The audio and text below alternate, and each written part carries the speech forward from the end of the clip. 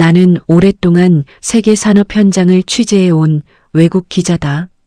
수년간 세계는 기술 경쟁과 정치 갈등 속에서 생산과 신뢰의 기반을 잃어가고 있었다. 각국은 위기를 외쳤지만 시스템은 멈췄고 책임은 분산되었다. 그런 흐름 속에서 나는 큰 기대 없이 한국을 찾았다. 이 기록은 한국을 찬양하기 위한 이야기가 아니다. 다만 세계가 흔들리는 동안 왜 이 나라의 산업과 기술, 그리고 사회는 완전히 멈추지 않았는지를 외부인의 시선으로 관찰한 보고서다. 그리고 이 질문으로 끝난다. 세계가 다시 한국을 부르기 시작한 이유는 무엇이었을까? 세계의 조선소들이 하나둘 불을 끄던 시기, 왜 주문서는 다시 한국을 향하고 있었을까? 그 질문 하나가 나를 이 나라로 데려왔다. 지금 내가 서 있는 세계는 분명히 방향을 잃었다. 기자로서 여러 나라의 현장을 오가며 느끼는 첫 감정은 더 이상 분노도 놀라움도 아니다. 피로감이다. 국제회의장에서 오가는 말들은 점점 짧아지고 서로를 설득하려는 언어는 사라졌다. 대신 책임을 미루는 표현과 조건부 약속만이 반복된다. 협력이라는 단어는 여전히 문서에 남아있지만 실제 현장에서는 각자의 계산이 먼저 움직인다.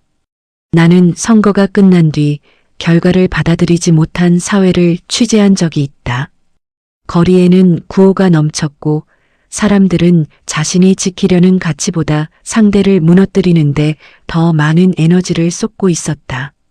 그 나라의 헌법은 여전히 유효했지만 제도에 대한 신뢰는 이미 무너진 뒤였다. 법은 존재했으나 그것을 존중해야 할 이유를 사람들은 더 이상 느끼지 못하고 있었다. 비슷한 장면은 다른 대륙에서도 반복되었다. 기술 경쟁에서 밀려난 국가들은 외부의 적을 찾기 시작했고 내부의 갈등은 더욱 증폭되었다. 경제 성장은 둔화되었고 시민들은 변화에 대한 피로를 호소했다. 정치 지도자들은 단기적인 지지를 얻기 위해 더 자극적인 언어를 선택했고 그 결과 사회는 더욱 조각났다. 이런 장면들을 반복해서 취재하다 보니 어느 순간부터 나는 기사 제목을 쓰는 손이 무뎌지고 있다는 것을 느꼈다. 또 하나의 위기, 또 하나의 붕괴. 독자에게 전달해야 할 경고는 분명했지만 그것이 실제로 무엇을 바꿀 수 있는지에 대한 확신은 점점 옅어졌다. 기자로서의 사명감보다 무력감이 앞서기 시작한 것이다. 나는 그 문제의 해답을 찾기 위해 여러 나라를 찾아다녔다. 정치 제도를 개혁하겠다는 국가도 있었고 기술 혁신을 통해 돌파구를 만들겠다는 사회도 있었다. 그러나 취재를 거듭할수록 공통된 한계가 보이기 시작했다. 제도는 바꾸려 했지만 신뢰를 회복하지 못했고 기술은 발전했지만 사회가 그것을 받아들일 준비가 되어 있지 않았다. 어떤 나라에서는 거대한 기술 투자가 발표되었지만 현장에서는 그 혜택을 체감하지 못한다는 목소리가 나왔다. 또 다른 나라에서는 민주주의를 수호하겠다는 선언이 이어졌지만 실제로는 정치적 진영 간의 대화가 완전히 끊긴 상태였다. 겉으로는 움직이고 있는 것처럼 보였지만 안에서는 이미 멈춰 있었다. 그 과정에서 나는 점점 회의적인 사람이 되어갔다. 모든 나라가 결국 비슷한 벽에 부딪히는 것처럼 보였기 때문이다. 구조는 다르지만 결과는 닮아 있었다. 기술은 만능이 아니었고 제도 역시 자동으로 작동하지 않았다. 결국 핵심은 사람과 신뢰 그리고 선택의 문제라는 생각이 들었다.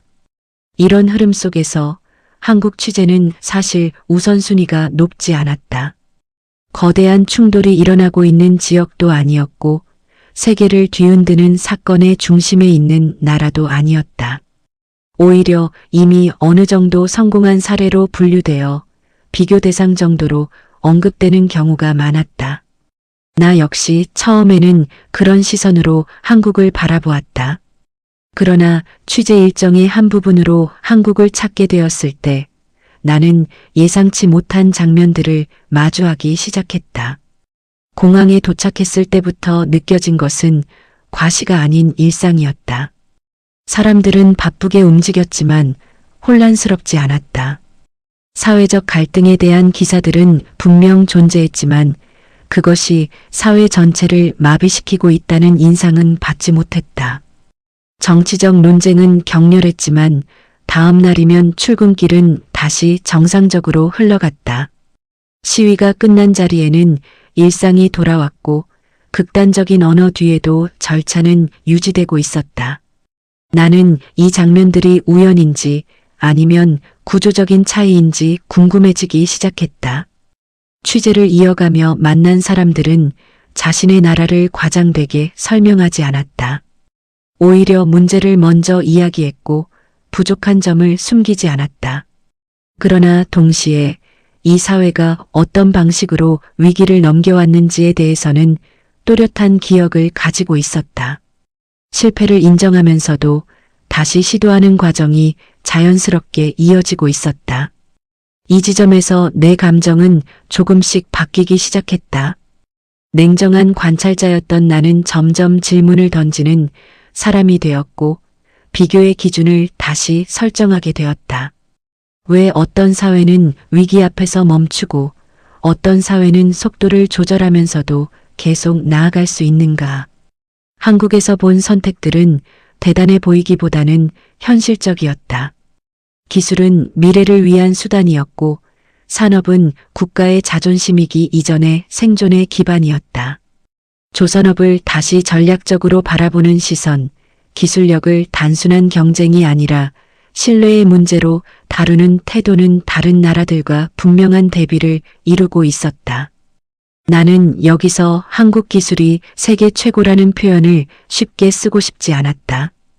그러나 여러 나라의 현장을 돌아본 기자로서 한국의 기술력이 어떤 위치에 있는지는 분명히 느낄 수 있었다.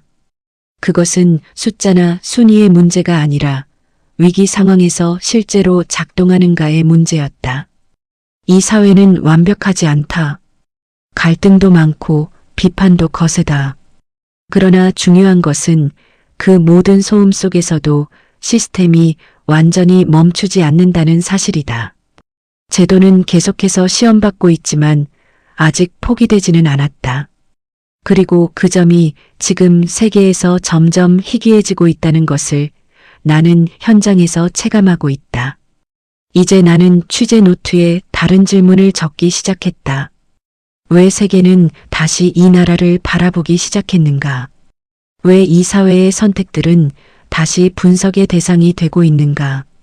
이 질문에 대한 답을 찾는 과정은 나로 하여금 다시 기자로서의 감각을 되살리게 만들었다. 피로 대신 호기심이, 냉소 대신 조심스러운 존중이 자리 잡기 시작했다. 나는 한국에서 머무는 동안 일부러 눈에 띄는 장소만 취재하지 않으려 했다. 성공 사례를 과시하는 현장이나 이미 세계적으로 알려진 기업의 홍보성 인터뷰는 최대한 피했다. 대신 일상의 속도로 움직이는 장소들을 선택했다. 산업 현장의 외곽, 정책이 실제로 닿는 지점, 그리고 위기 이후 남겨진 흔적들을 따라가고 싶었다.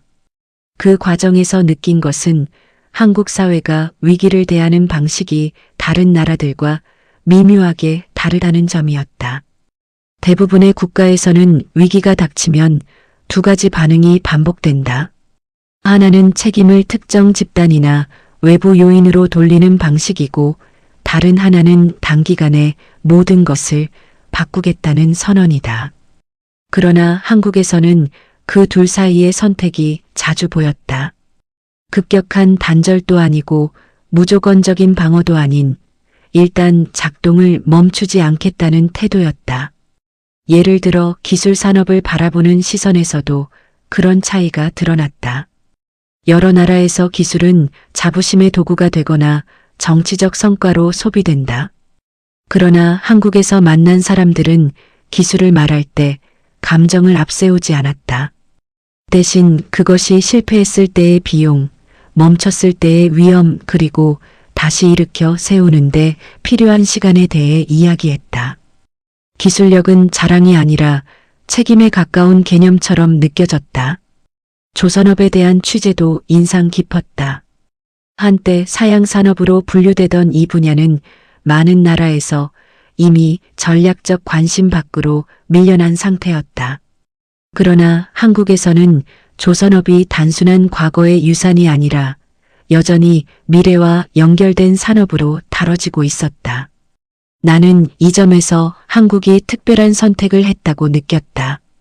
빠른 유행을 쫓기보다 자신들이 이미 축적해온 기술과 인력을 다시 정비하는 쪽을 택한 것이다. 이 선택은 단기간에 화려한 성과를 보여주지는 않는다. 오히려 외부에서는 느리다고 평가받을 수 있다. 그러나 취재를 이어갈수록 이 사회가 중요하게 여기는 것은 속도가 아니라 지속 가능성이라는 생각이 들었다. 멈추지 않기 위해서는 무리하게 달리지 않아야 한다는 판단이 곳곳에서 보였다. 다른 나라들과 비교하면 이 차이는 더욱 분명해진다. 기술 경쟁에서 뒤처진 국가들은 종종 새로운 산업 하나에 모든 것을 걸어버린다. 그러나 그 과정에서 기존의 산업 기반은 무너지고 사회적 충격은 커진다. 반면 한국은 새로운 것을 시도하면서도 기존의 구조를 완전히 버리지 않는다. 이는 효율적인 선택이기보다는 위험을 분산시키는 선택에 가깝다. 이런 방식은 시민들의 태도에서도 이어진다. 갈등이 없다는 뜻은 아니다. 오히려 한국 사회는 갈등을 숨기지 않는다. 정치적 논쟁은 공개적으로 이루어지고 비판의 강도도 높다.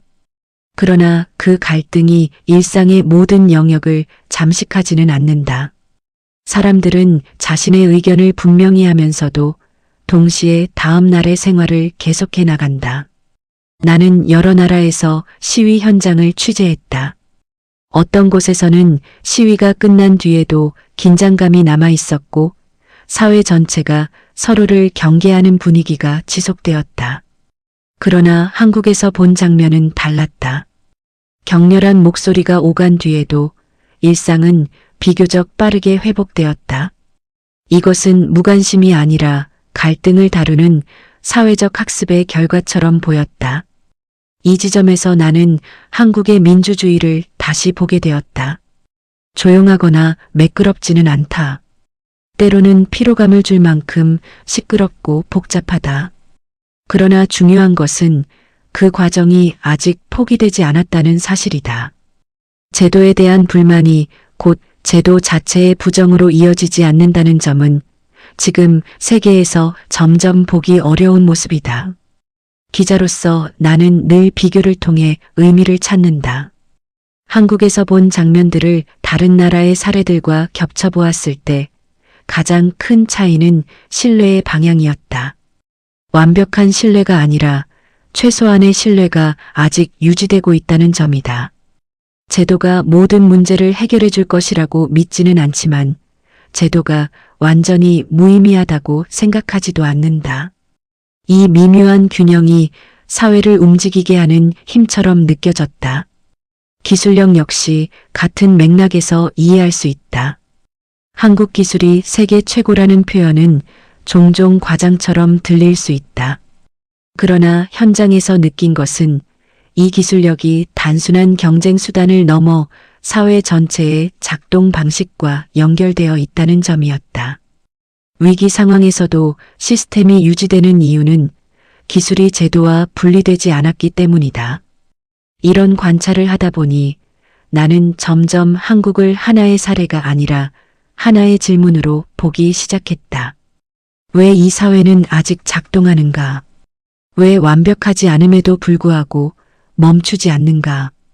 그리고 이 질문은 자연스럽게 나 자신의 나라로 향했다. 내 나라에서도 기술 혁신은 강조된다. 민주주의의 가치도 여전히 말해진다. 그러나 실제 현장에서 느끼는 간극은 점점 커지고 있다. 선언은 많지만 그것이 일상으로 이어지는 과정은 자주 끊어진다. 한국에서 본 것은 거창한 선언이 아니라 작지만 반복되는 선택들이었다. 이 선택들은 뉴스의 헤드라인이 되기에는 너무 평범해 보일 수 있다. 그러나 바로 그 평범함이 지금 세계에서는 오히려 낯설게 느껴진다. 멈추지 않는다는 것은 대단한 가속이 아니라 계속해서 균형을 잡는 일이라는 사실을 한국은 몸으로 보여주고 있었다. 미래를 생각할 때 나는 더 이상 한국을 이상화하지 않는다. 대신 존중이라는 감정이 생겼다. 이 사회가 앞으로도 같은 선택을 할 수 있을지는 알 수 없다. 어떤 나라든 위기의 강도는 예측할 수 없기 때문이다. 그러나 최소한 지금까지의 기록은 분명하다. 대한민국은 흔들리는 세계 속에서 자신만의 방식으로 질문을 이어오고 있다.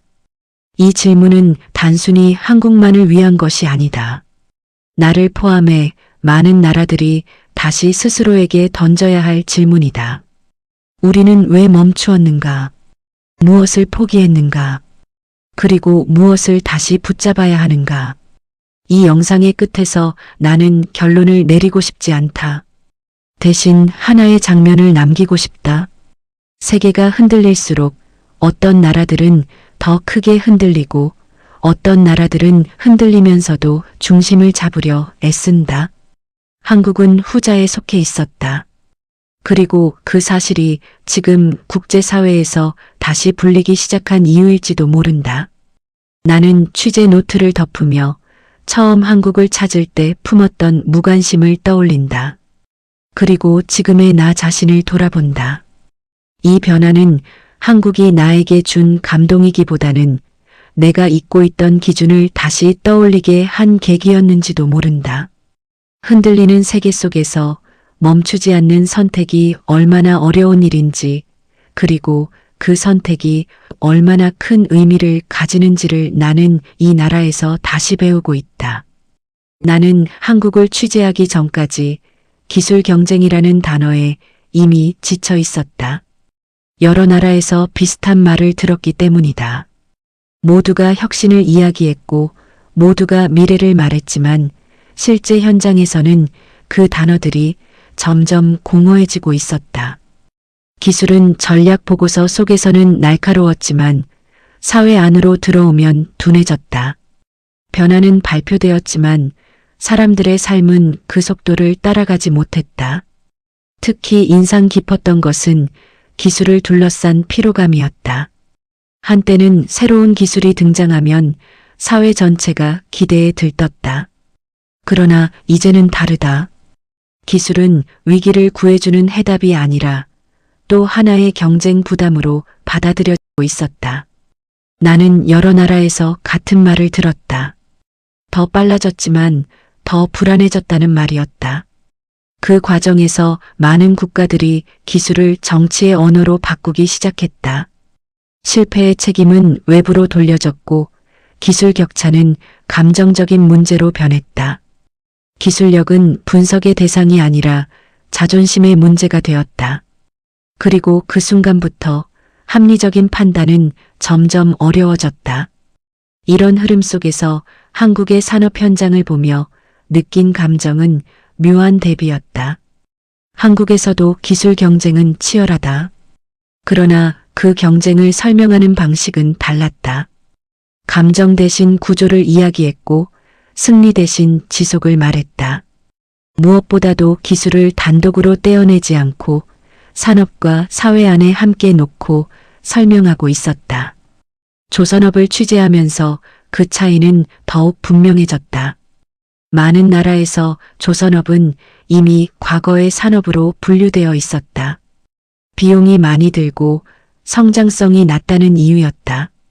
그러나 한국에서는 이 산업이 여전히 현재형이었다. 단지 배를 만드는 산업이 아니라 기술과 인력 그리고 국가의 선택이 축적된 결과로 다뤄지고 있었다. 나는 이 지점에서 처음으로 메모를 멈췄다. 기자로서의 습관이 잠시 끊긴 순간이었다. 한국의 조선업이 특별해서가 아니라 산업을 바라보는 태도가 달랐기 때문이다. 포기하지 않되, 과장하지 않는 방식, 빠르게 전환하지 않되, 멈추지도 않는 선택. 이 균형은 말로 설명하기보다 오랜 시간 쌓인 결정의 결과처럼 보였다. 이 산업은 단기간의 유행에 기대지 않는다. 대신 시간이 필요하다는 사실을 인정하고 있었다.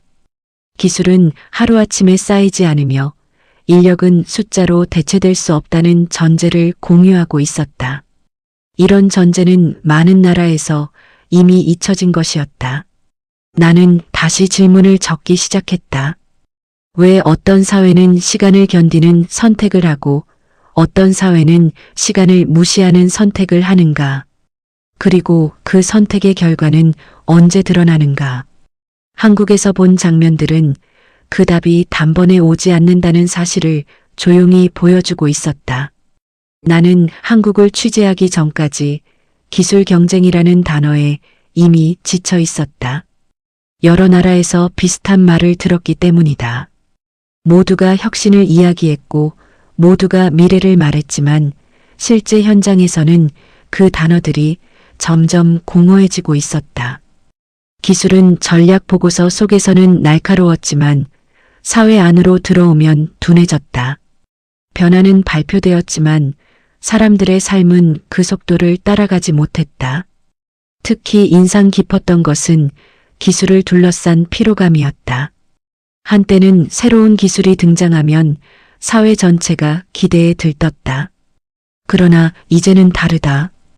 기술은 위기를 구해주는 해답이 아니라 또 하나의 경쟁 부담으로 받아들여지고 있었다. 나는 여러 나라에서 같은 말을 들었다. 더 빨라졌지만 더 불안해졌다는 말이었다. 그 과정에서 많은 국가들이 기술을 정치의 언어로 바꾸기 시작했다.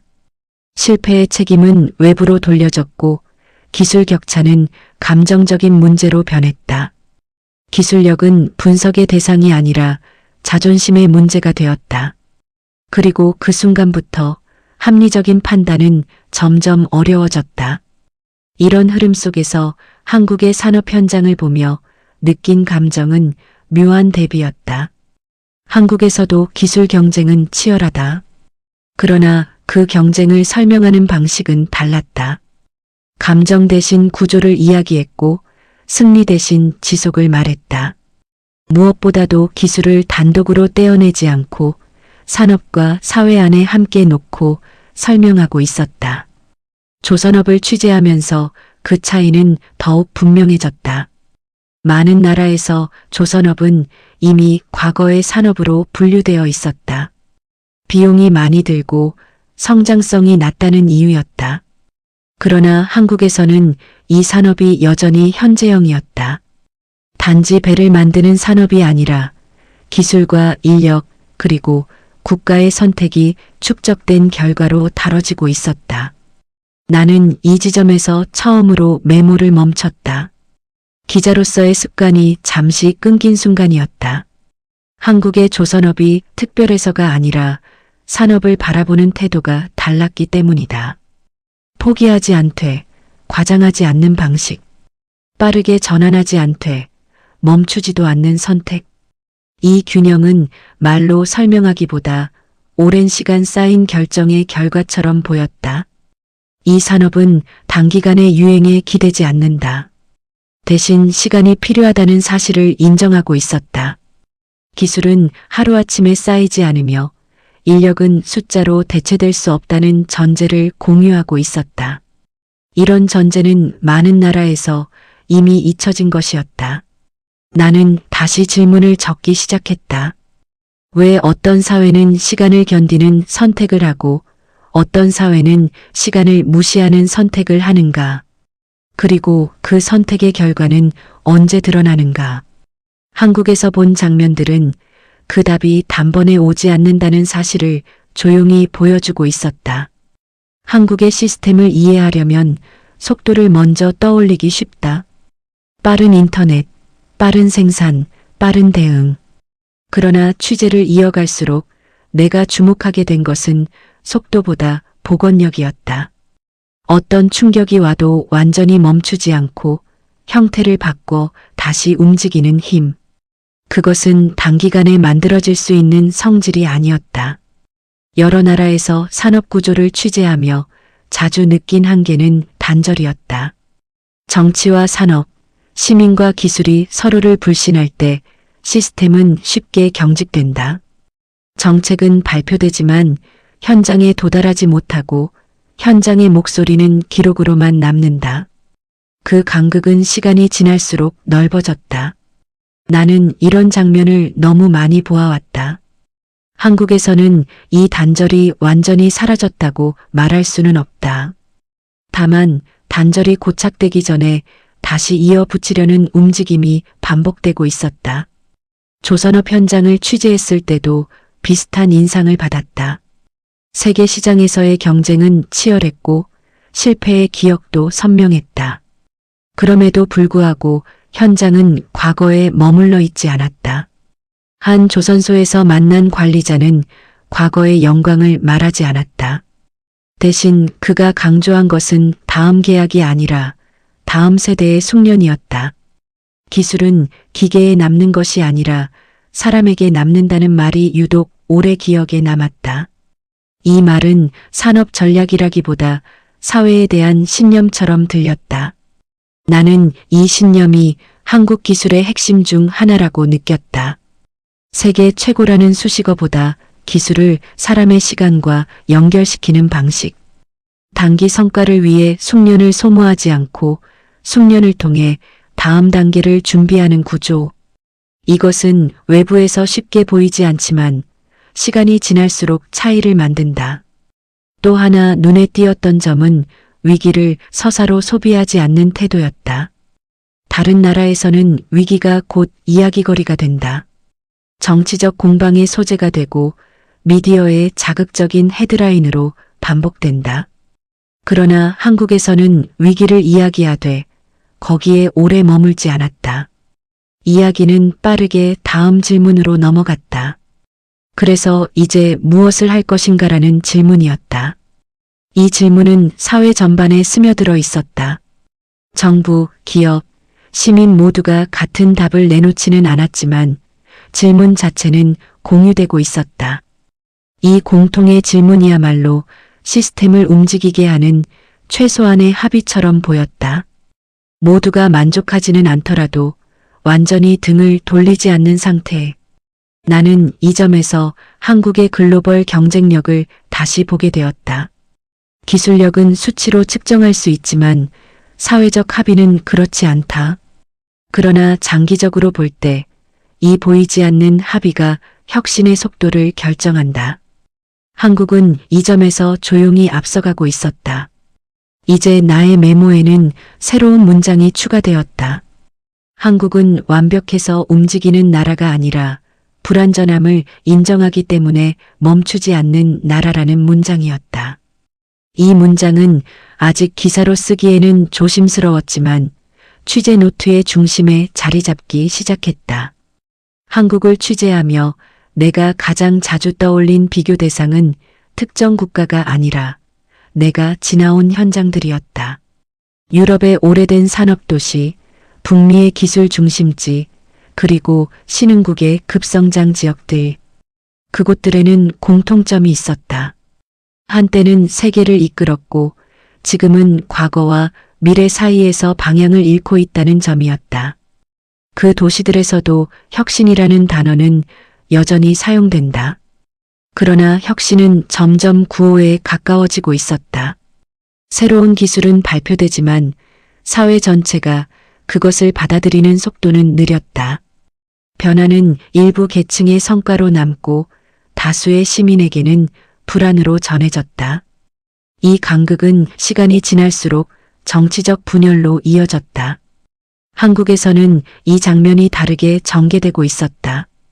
기술 변화가 모두에게 편안한 것은 아니었지만 변화가 특정 집단의 전유물로 고정되지 않으려는 노력이 분명히 보였다. 나는 한 중소기업 연구소에서 이런 말을 들었다. 기술은 위에서 떨어지는 것이 아니라 옆에서 번져야 오래 간다는 말이었다. 이 문장은 한국 사회가 기술을 대하는 태도를 잘 보여주고 있었다. 세계 최고 수준의 기술력을 이야기하면서도 그 기술이 사회에서 어떻게 소화되는지를 함께 고민하는 구조. 이것은 단순히 정책의 문제가 아니라 문화에 가까웠다. 취재 중 만난 시민들의 태도도 인상적이었다. 다른 나라에서는 기술 발전이 종종 두려움의 대상이 된다. 일자리를 빼앗을 것이라는 걱정, 삶의 방식을 무너뜨릴 것이라는 불안. 한국에서도 이런 감정이 없는 것은 아니었다. 그러나 그 불안이 곧 체념으로 이어지지는 않았다. 사람들은 불안해하면서도 질문을 던졌다. 우리는 이 변화 속에서 무엇을 배워야 하는가? 다음 세대는 어떤 준비를 해야 하는가? 이 질문들은 거창하지 않았지만 반복되었다. 나는 이 반복이 사회를 움직이는 힘이라는 것을 여러 나라에서 놓치고 있었다는 사실을 깨닫기 시작했다. 특히 인상 깊었던 것은 실패를 대하는 태도였다. 실패는 분명히 기록되지만 낙인으로 남지 않으려는 노력이 보였다.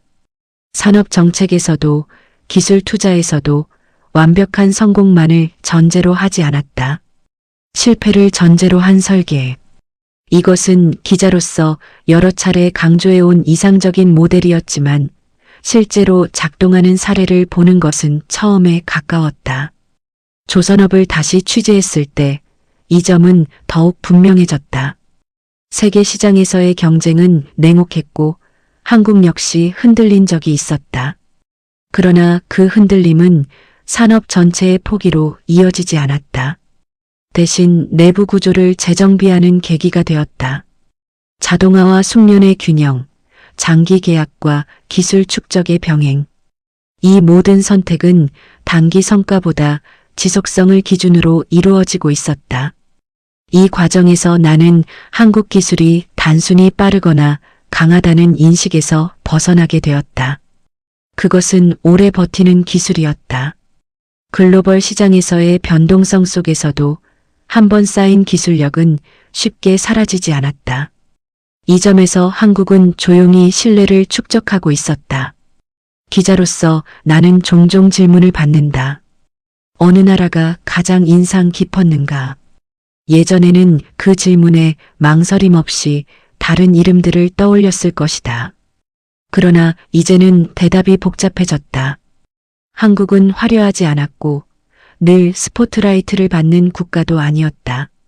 하지만 시간이 지날수록 계속해서 떠오르는 사례였다. 내 노트의 문장들은 점점 감정을 담기 시작했다. 한국은 설명하기보다 관찰할수록 이해하게 되는 나라라는 문장. 그리고 그 이해는 놀라움보다 신뢰에 가까웠다. 한국에서의 취재를 마무리하던 날 나는 일부러 아무 일정도 잡지 않았다. 공항으로 가기 전까지 시간을 비워두고 서울의 거리와 항구 도시의 풍경을 천천히 걸었다. 기자로서의 습관 때문에 무엇이든 의미를 찾으려 애썼지만 그날만큼은 기록보다 감각에 집중하고 싶었다. 거리에는 특별한 장면이 없었다. 사람들은 바쁘게 움직였고 가게들은 평소처럼 문을 열고 있었다. 위기의 나라에서 흔히 볼 수 있는 긴장감도 과도한 낙관도 없었다. 다만 묘하게 안정된 리듬이 있었다. 이 리듬은 경제 지표나 정치 구호에서 만들어진 것이 아니라 일상을 나는 이 장면이 왜 낯설게 느껴지는지 곰곰이 생각했다.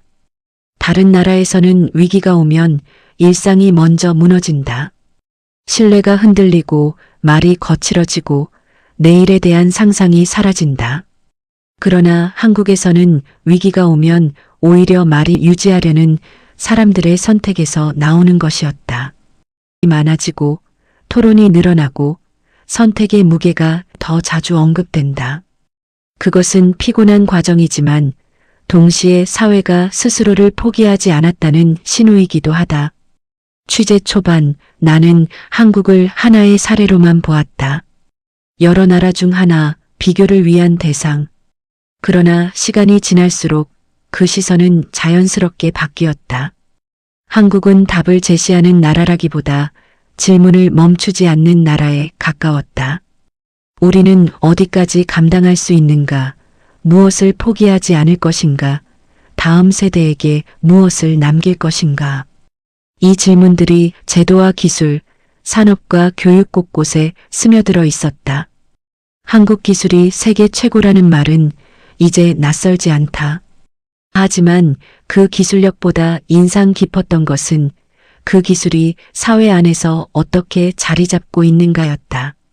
조선업 현장에서 만난 노동자, 연구소에서 만난 엔지니어, 정책회의에 참여한 공무원까지 그들 모두는 서로 다른 언어를 쓰고 있었지만 한 가지 공통점을 가지고 있었다. 이 선택이 오늘만을 위한 것이 아니라는 인식이었다. 이 인식은 단기간에 만들어지지 않는다. 수많은 실패와 논쟁, 갈등과 조정의 시간이 필요하다. 한국 역시 예외는 아니었다. 오히려 그 과정이 너무 선명하게 드러났기 때문에 외부에서는 더 시끄럽게 보였을지도 모른다. 그러나 나는 이제 그 소란이 이 나라의 약점이 아니라 작동하고 있다는 증거라는 것을 이해하게 되었다. 기자로서 나는 언제나 거리를 유지하려 한다. 감정에 휩쓸리지 않기 위해서다. 그러나 어떤 기록은 거리만으로는 충분하지 않다. 한국에서의 마지막 밤, 나는 노트에 이렇게 적었다. 이 나라는 위대해지려고 애쓰는 대신 멈추지 않으려고 애쓴다. 그리고 지금의 세계에서는 그 태도 자체가 이미 특별하다. 나는 내 나라로 돌아가 이 취재를 어떻게 설명해야 할지 고민했다. 성공 사례로 소개하기에는 단순하지 않았고 모델로 제시하기에는 각자의 조건이 너무 달랐다. 대신 나는 질문을 남기기로 했다. 왜 우리는 위기 앞에서 이렇게 빨리 체념하는가? 왜 변화 앞에서 서로를 먼저 의심하는가? 그리고 왜 일상을 지키는 일이 이토록 어려워졌는가? 한국은 그 질문에 대한 완벽한 답을 주지는 않았다. 그러나 적어도 질문을 끝내지 않는 방법을 보여주었다. 기술과 제도, 시민의 선택이 서로를 놓지 않을 때 사회는 완전히 멈추지 않는다는 사실을 세계는 여전히 흔들리고 있다. 앞으로 더 많은 충돌과 혼란이 찾아올 것이다. 그 속에서 다시 불리는 나라들이 있다. 이유는 단순하지 않다. 크기 때문도 힘 때문도 아니다. 그저 끝까지 작동하려는 선택을 포기하지 않았기 때문이다. 이 기록은 찬사가 아니다. 한 외국 기자가 흔들리는 세계 한가운데서 한국이라는 나라를 다시 보게 된 이유에 대한 개인적인 메모다. 그리고 어쩌면 나 자신에게 남기는 질문이기도 하다. 우리는 다음 위기 앞에서 과연 무엇을 지킬 것인가?